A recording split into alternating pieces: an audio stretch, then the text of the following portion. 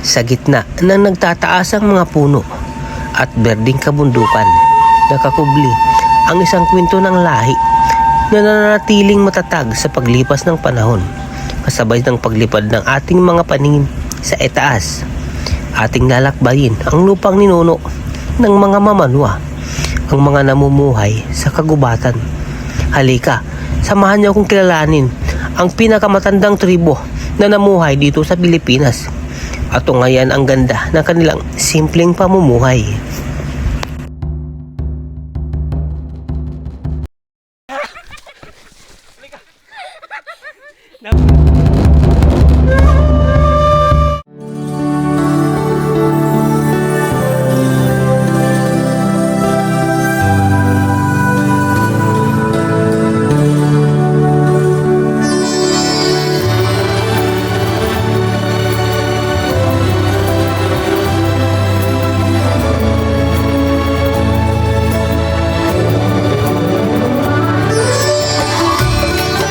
So ayan, at nandito tayo sa bayan ng Burawin, Leyte, na kung saan dinaanan muna natin itong kanilang lumang simbahan. At pagkatapos naman dito ay tutuloy tayo sa ating pakay dito rin sa Burawin, kung saan pupuntahan natin ang isang tribo na ninirahan sa liblib na lugar dito sa bayan ng Burawin. At mula dito ay magbibiyahe pa tayo ng 1 oras papunta sa ating destinasyon. So tara!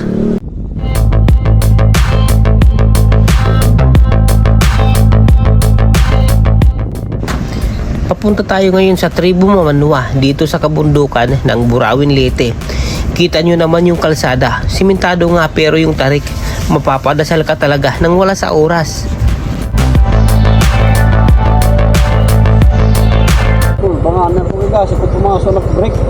Bulag ito, tarik ka na pagsang kagad niyan. Ngayon doon ng prino kanina. Aray. Huh? Sa pagkakataong ito ay naramdaman namin ang pag-aalinlangan kung tatawid ba kami sa tulay o hindi, dahil sa kondisyon ng tulay at sa bigat ng aming motor kung kakayanin ba namin o hindi.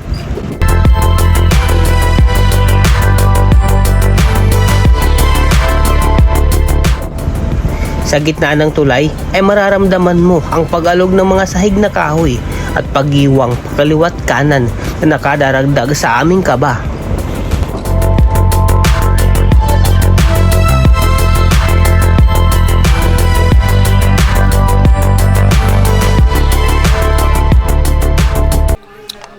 So ayan, at ay narating na natin itong Barangay Cagbana, kung saan nandito tayo sa kanilang covered court at andito yung eskwelahan nila sa harap mismo.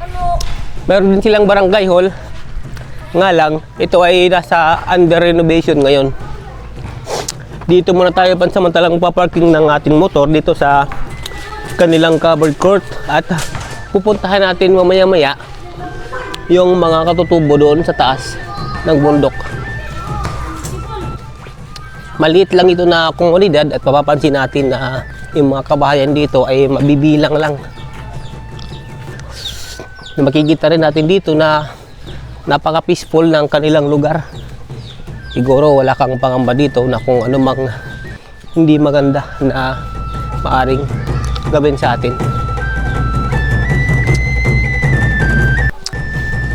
Ayon sa ating napagtanungan kanina ay medyo naka-isolate yung kanilang bahay dahil siguro ayaw nilang humalo masyado sa mga taga-patag. So ito yung kanilang bahay at ito yung kanilang hagdanan, medyo matarik pataas. So inaasahan natin na sana maging welcome tayo sa ating pagbisita sa kanila.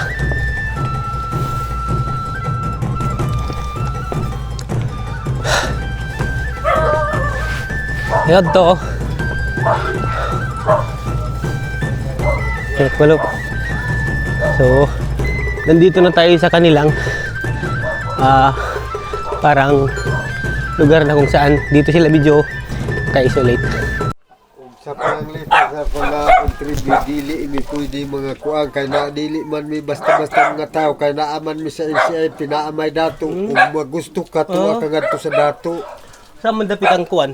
Oh, pangutana lang diha ug naa ba diha ug wala. Ug wala Muna yun ako sir lang anay. Sa pagkakataong ito ay bigo tayong paunlakan na makapanayam ang isa sa mga katutubo kaya hinahanap natin ang kanilang dato. Punta tayo sa bahay ng kanilang dato kung saan siya ang authorized na pagpa-interview kasi sabi na kanina ng nakausap natin ay pinagbabawalan sila magpa-interview. Tunay, magandang hapon. Ano si Kuan? Si ito? Tatay ba? Sir Johnny na. Oo. Tara din sir. Parang, hi man. Ito sa bukid. Nagtatanong? Tanong ng pana. Oh, ano yung mga kuwan din? Ano mga hanap buwan yung kagaling ng palay? Sa una, pinakaroon ng Ayun mga ano. saging, gay, tapos lubi, tapos kasagaran pang umalin pakabuhi din sa mga mamanwa, uway. Uway. Nahugway ka. Yun ba yung ginagawang mga ratag? Duyan. So ito. Ito. Ayan. Ito. So dito niyo ginagawa. Magkano naman ganyan? Pag nakagawa kayo ng ganyan? Kung order, tag 700. Pero kung order na ikaw lang imo lagi susuloy kada Domingo, 600, 500. Pero kung order, shipping at utso. So, dito kayo, yung tribo nyo, ito lang na lugar, hindi kasama sa baba. Hindi. So, parang naka-isolate lang kayo dito. Naadahay balay nga guba, Hmm. kutubra diha pa ibaba. Naman sila palisinga. Kinahanglan sa mo, kung naay mga bisita din para sa inyo. Importante So, sa una, kasi, anong pangalan pala ng tribo nyo? Mamanwa. mamanwa. Oh. Tribe mamanwa. Tribe Mamanwa talaga. So, paano kayo? Waray na itong ibang ang pangaran. Mamanwa talaga. So, sa una, talagang, kailan kayo, di ba, kasi nalalaman namin na yung una, talagang mga ano pa ba, yung nakabaha, ganun, hindi kayo ganun nung una. Dili sir. Nakabado na talaga kamo. Una nga panahon, amon lulo nga tatay Bernard. Hirati kang irahamin banaw. Tapos nahinga ni hira kagbana.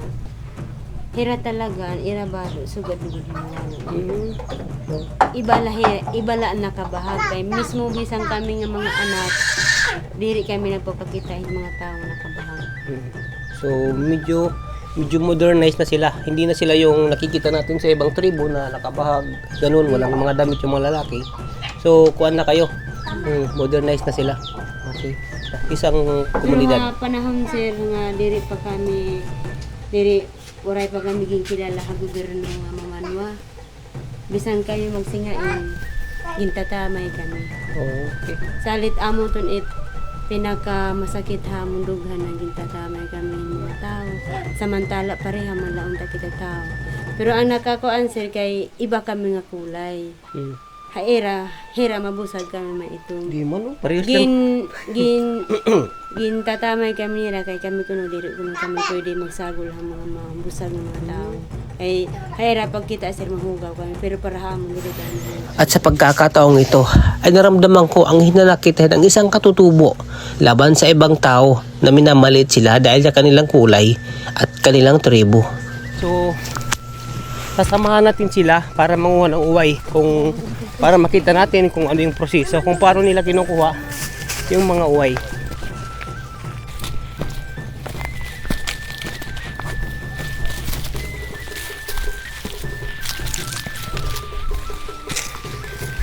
So maglalakad pa tayo ng 2 oras papunta sa lugar na kung saan kinukuha nila yung mga uway na material para gawin nilang mga duyan. So ilang minuto pa lang tayo naglalakad. Medyo ramdam na natin yung hingal dahil hindi tayo sanay tulad nila na akyat baba sa bundok. Buti na nga lang at nagsapatos tayo. Yan.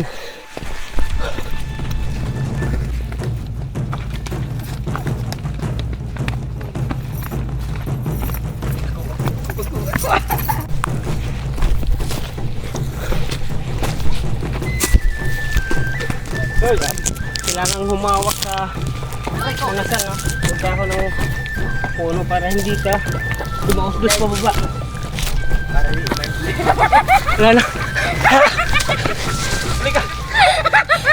Nahulog. Madulas yan. Grabe. Nahulog yung bata.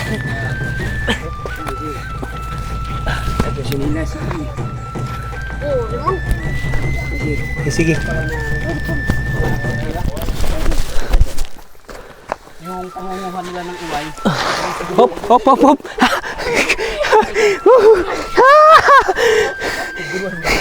Wow.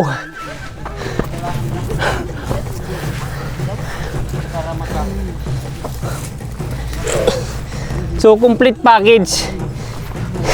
May lagaran at may hiking. Okay. Medyo mataas-taas na yung naakyat natin. Uy. Ano dong? Paldo. Paldo sa hulog.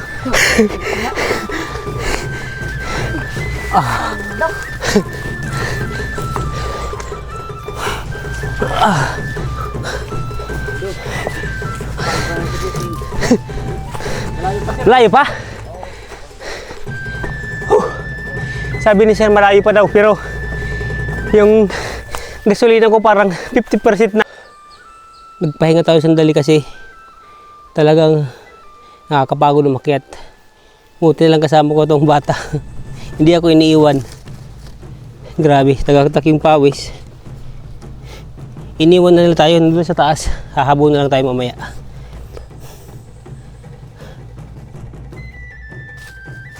At pagkaraan ng 2 oras ay narating na rin namin ang destinasyon na kung saan dito kami makakahanap ng mga uway na aming dapat kunin.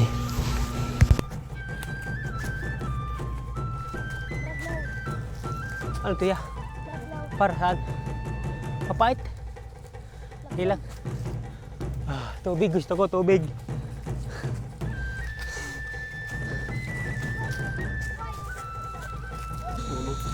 At dito ay tinuro sa amin ni Kuya Pulpul kung saan kukunin ang uway. Dalawang. So, sabi niya may dalawang uway. May tinuturo siya doon banda. Merong uway. So, dito tayo dadaan. Sabi niya dito tayo dadaan sa baba. So, matarik na naman. Kanina, hirap na hirap tayong umakyat. Ngayon, padaos-dos na naman.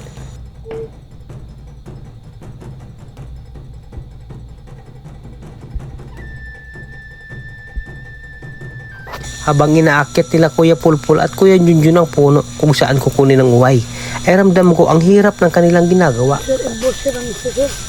Soy, akit ka papunta rito? Babaging ka? Okay. Grabe yung bata, walang takot. Tingnan mo, bangin yan sa baba. Napakatarik. Pero nandun sila sa taas. Grabe. Uy, baka mahulog kayo dyan.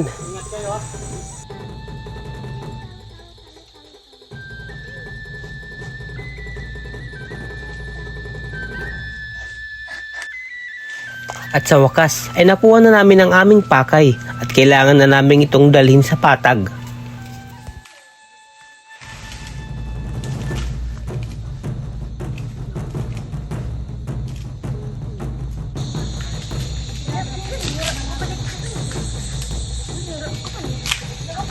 Kitang-kita natin kung paano nila kinukuha yung uway. So mula doon sa taas ng puno kanina, pinutol nila doon. Tapos nang bumagsak doon, ito pupulutin naman nila para iakyat dito sa taas.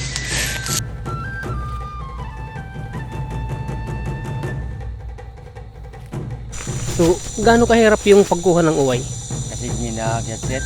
Kasi yung ninaakyat namin na nako, taas. So yun ang pinakamahirap na part, yung aakyatin nyo yung uway para putulin. Oo, para putulin. So katapos nun, anong gagawin nyo? Ginpipikas. Pikas. Buwak-buwak. Hatiin. Ginahati Hatiin. tapos kuha ng paghati kaupat. Tapos, yun nadadalhin nyo na doon sa patag. Sa amin sa bahay namin. Gaano mo na katagal na ginagawa ito? Kuha na 23. Kuha na katuig 20. So, 20 years na niyang ginagawa yung ganito. Ilang taong ka na ngayon? 26. So, bata ka pa. Magsimula nang umakyat dito sa Sa bundok. Oo. So, ibig sabihin, sanay ka na dito sa pasikot-sikot. Sanay. Hindi ba, wala bang pagkakataon na nadiskrasya ka, nahulog ganun? Na-time nga na kuha ko sa pagkahulog na ako diri. Di sa akong gusto na kuha ko diri. Ano? Di bali? Bali. Bali, Diri. dinala ka sa doktor. Hindi sa patambala mo diri sa kuha sa MacArthur pahilot lang. Hilot lang. Hilot. Pero ngayon, okay na. Okay.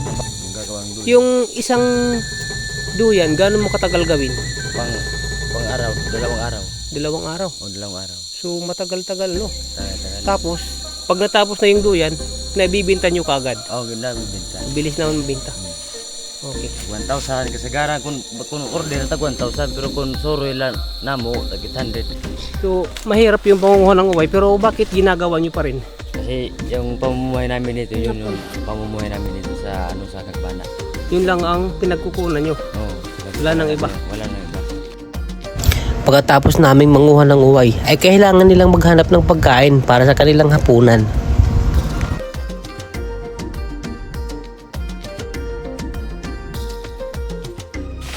Ang puno, sir, anong pwede niyong paggamitan yan?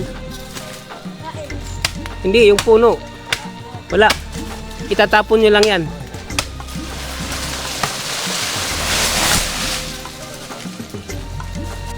So, itong puno ng... Anong puno ito, sir? Karawag. So, ito yung isa sa mga pinagkukunan nila ng pagkain.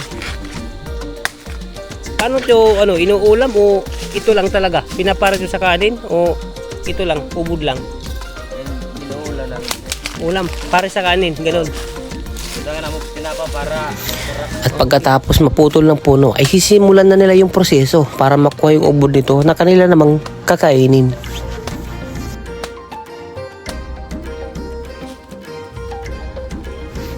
Ganito lang kasimple ang buhay ng mga mamanwa, pero nakita ko na dito sila masaya.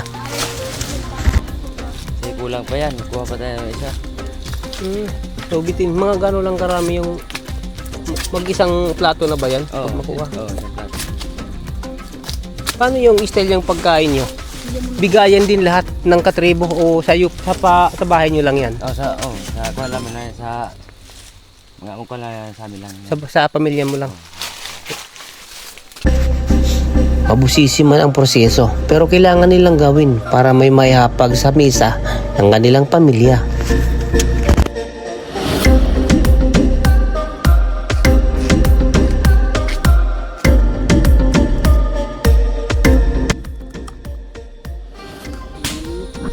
So, ito na yung finished product ng kinuha nila kanina na kahoy. Basta makuha may pagkuha namin uway.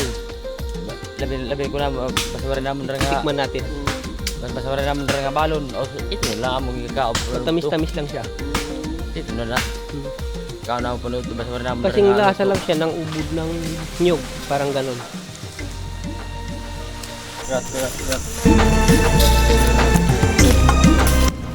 Pagbalik namin sa kanilang komunidad, ay sinimulan na nila Kuya Junjun at Kuya Polpol ang proseso sa paggawa ng duyan. Isang mahaba at mabusising proseso ang gagawin sa nakuha naming uway bago mabuo ang pinakahuling produkto nito, ang duyan. Sumat pa nila daan hindi.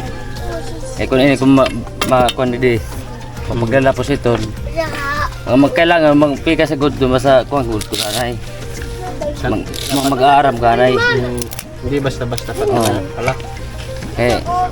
sulit na kayo bro, mataram ito.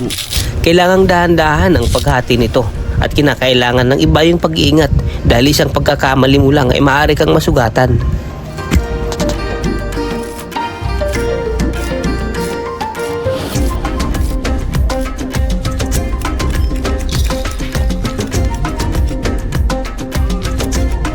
So ito yung pangalawang proseso. Ngayon nakababad siya sa tubig tapos Pero yung binababad talaga siya bago gawin. Hindi. Hindi. Hindi. Bakit binabad dito? Kasi gibababada na mo na sir para hindi sa kuwamba. Hindi matigas Oo, paggawa. para hindi mo- Simpleng pamayanan at simpleng pamumuhay sa bawat hibla at simula ng paghabi nila ng duyan. Hindi lang basta produkto ang kanilang ginagawa, kundi ang mismong kwento ng kanilang pagsisikap at kultura. Ang kabuhayang ito ng tribong Mamanwa ang magpapatunay na kahit sa simpleng paraan, mayaman sila sa sining at dedikasyon. Sana ay naging inspirasyon sa inyo ang kanilang kwento ngayon. Huwag kalimutang mag-like, subscribe at suportahan natin ang mga lokal na produkto ng mga katutubo hanggang sa susunod na biyahe.